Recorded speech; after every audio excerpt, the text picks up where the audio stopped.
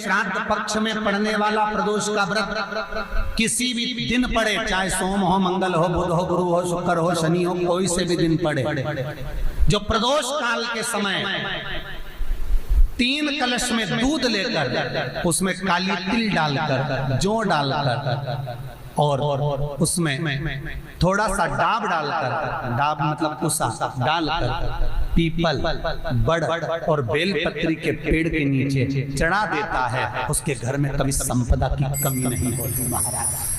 लक्ष्मी कभी समाप्त नहीं हो सकती। दुकान, व्यापार, व्यवसाय, फैक्ट्री कुछ भी अगर खड्डे में भी जा रही है तो उबर जाती है। श्राद्ध पक्ष के प्रदोष का इतना महत्व होता है, पर प्रदोष काल में ही चढ़ेगा, शाम के समय प्रदोष काल पीपल के नीचे, बट वृक्ष के नीचे, बड़ के पेड़ के नीचे, बेलपत्री के नीचे घी का दिया लगाकर आप दूध समर्पित करो। स्टील के पात्र में थोड़ा सा दूध लेकर कटोरी में ले जाओ, अगर पात्र बर्तन में ले जा सकते तो कटोरी पर ले जाओ, समर्पित। शिव का सबसे प्रिय अगर कोई व्रत है तो प्रदोष का ही व्रत है। शंकर को राजी है वो व्रत, क्योंकि शिव और पार्वती का दोनों का मिलन का व्रत है, भगवान शंकर के मिलन का व्रत। पीपल के वृक्ष के नीचे पितरों की शांति है तो कितने चावल के दाने चढ़ते हैं? अगर कोई ब्राह्मण ने कह दिया तुम्हारे यहाँ पितृ दोष है, 1 रुपया कमाते हो, 1.25 रुपये खर्च होता है, तुम्हारे पास में पैसा टिकता नहीं, तुम्हारे यहाँ पितरों का दोष है, तो तुम 1 चावल का दाना अगर आप कहे कि पीपल के वृक्ष के नीचे दिया लगाओ, पीपल के वृक्ष के नीचे आप जल चढ़ाओ, या महादेव के मंदिर में 1 लोटा जल चढ़ाओ, तो हम कहते हैं ना कि प्रदोष के दिन बेलपत्री का वृक्ष, पीपल का वृक्ष, आंवले का वृक्ष, बड़ का वृक्ष या शंकर का शिवालय, फिर से सुन लेना, पीपल का वृक्ष, बेलपत्र का वृक्ष, आंवले का वृक्ष, बट का वृक्ष या फिर शंकर का, जम के बोलो, शिवालय। शिवालय का मतलब शंकर का मंदिर या शिव।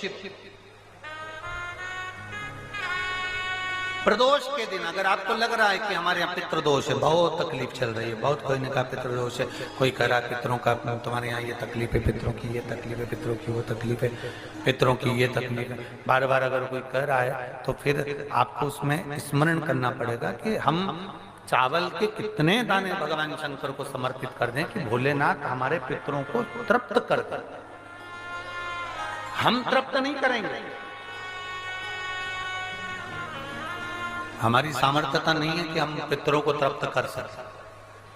आप में से कोई है जो पितरों को तृप्त कर सकता है? संसार में कोई नहीं जन्मा जो अपने पितरों को, अपने पूर्वजों को तृप्त कर दे।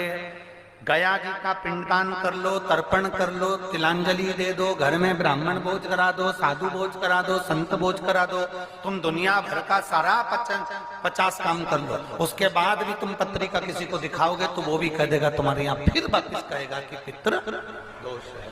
अब तुमने अभी इतना अनुष्ठान करा, इतना पिंडदान करा, इतना तर्पण करा, इतनी तिलांजलि करी, इतना सब कुछ करा, इसके बाद वापिस पितृदोष आ गया, फिर वापिस पितृदोष। क्यों? दुनिया में ऐसा कोई नहीं जन्मा जो अपने पितरों को तृप्त कर।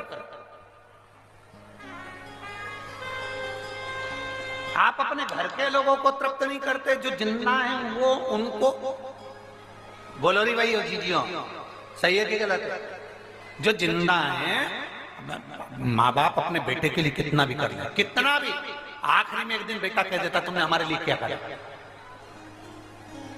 बहू के लिए कितना कर लो, आखिरी में बहू कह देगी वो तो जेठानी को ज्यादा करती है, देवरानी को ज्यादा करती है, हमको करती है, अपनी ननद को ज्यादा करती है, बेटी को ज्यादा करती है, बेटी को लगता है कि बहू को ज्यादा करती है, दामाद को लगता है बेटी को ज्यादा करती है, नाती पंती सबको कितना भी कर लो, तुम अपने अड़ोसी पड़ोसी तुम्हारे रिश्तेदारों को तुम कितना भी दे लो, कितना भी कर लो, पर जब ये तृप्त नहीं हुए तो वो बोलो तो कैसे हो जाएंगे? अपनी सामर्थ्यता है, अपनी सामर्थ्यता है कि अपन तृप्त कर ले उनको? अपनी कोई सामर्थ्यता नहीं है कि अपन पितरों को तृप्त कर ले, या अपनी सामर्थ्यता के अंतर्गत नहीं। ये अपनी सामर्थ्यता नहीं है कि हम अपने पूर्वजों को, अपने पितरों को तृप्त कर। तृप्त कौन करेगा?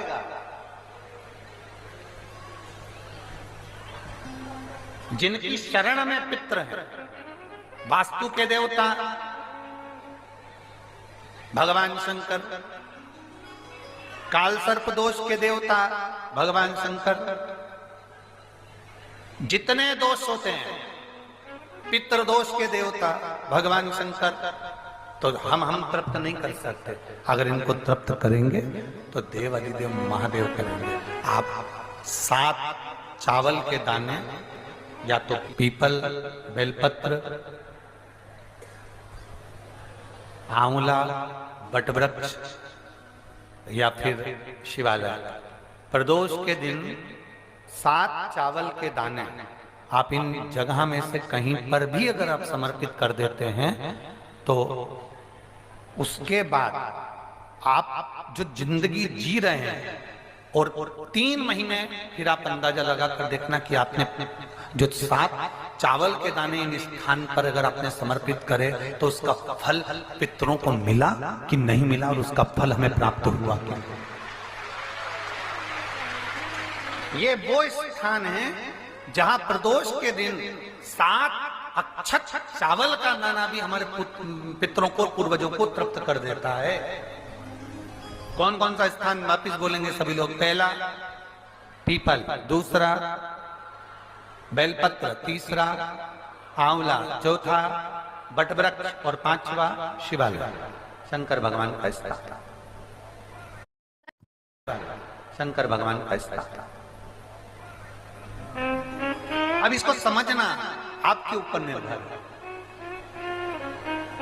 समर्पित कभी मौका लग जाए, सारी दुनिया के लोग तुमसे कह रहे हैं तेरे घर में पितृदोष है, 1 रुपए कमाते हो 1.25 रुपए खर्च होता, मानसिक टेंशन बना रहता है। घर में एक व्यक्ति बीमार है, ठीक हुआ, दूसरा बीमार पड़ गया, दूसरा ठीक हुआ, तीसरा बीमार पड़ गया, तीसरा ठीक हुआ, चौथा बीमार पड़ गया। मतलब कहीं ना कहीं पितृ का भाव, पितृदोष का वर्णन। किसी ने कहा तुमसे कि तेरे यहाँ पितृदोष है, तूने ब्राह्मण को भोजन करा दिया, पिंडदान करा दिया, तर्पण करा दिया, तिलांजलि करा दी, गया जी का श्राद्ध कर दिया, हरिद्वार चली गई, वहां पिंडदान करवा दिया, ब्राह्मण भोज करवा दिया, तिथि पर भोजन करवा दिया, सब कुछ करवा के देते। अब एक काम और करके दे, एक काम और करके देख लो। जब तुम घर में भगवान शंकर की आरती, तुम्हारे घर में शंकर जी का शिवलिंग है, भले काय का भी हो, छोटा सा, भले सियोर का कंकर शंकर हो, नर्मदा का कंकर हो, चाहे शंकर पारक के हो, पीतल के हो, स्टील के हो, लकड़ी के हो, जिसके भी हो, लोहे के हो, पाषाण के हो, जिसके भी हो, शंकर का शिवलिंग अगर हमारे घर में है, और आप रोज प्रतिदिन भगवान की आरती करते हो, प्रतिदिन, और आपको लग रहा है कि मेरे यहाँ तकलीफ चल रही है, ये ठीक ही नहीं हो रही, लगभग 1.5 महीना आप कम से कम 45 दिन, 1.5 महीने के करीब में ऐसा प्रयास करना कि भगवान की आरती, शंकर भगवान के शिवलिंग की आरती करने के बाद उस दिए को भगवान के सामने मत रखो, उस दिए को उठाकर जहां तुम पानी का मटका रखते हो, हंडा रखते हो, जिससे तुम पानी पीते हो, तुम्हारे रसोई घर में जो पानी का मटका, हंडा, बाल्टी, आरओ का पानी जिस मटके में गिरता है, हंडे में गिरता है, जिसको हमारे पितरों का स्थान कहते हैं, उस स्थान पर, उस मटके के पास में, हंडे के पास में, उस बाल्टी के पास में, जहाँ रसोई घर में पानी रखते हो, उस रसोई घर में पानी जहाँ रखते हो, उसके पास में उस दिए को भगवान के सामने नहीं रखना। आरती उतारने के बाद उस दिए को ले जाके सीधे परिंडे के पास में, उस हंडे के पास में, मटके के पास में उसको रखो। केवल 1.5 महीना कर देखना। 1.5 महीने के बाद तुम्हें मालूम पड़ेगा कि हम वापिस उन्नति की सीढ़ी पर चलना प्रारंभ कर दिए, हमें फल मिलना चाहिए। अब तुम्हें ना कहीं जाना है, ना कहीं आना है, ना कोई खर्चा है। खर्चा है क्या?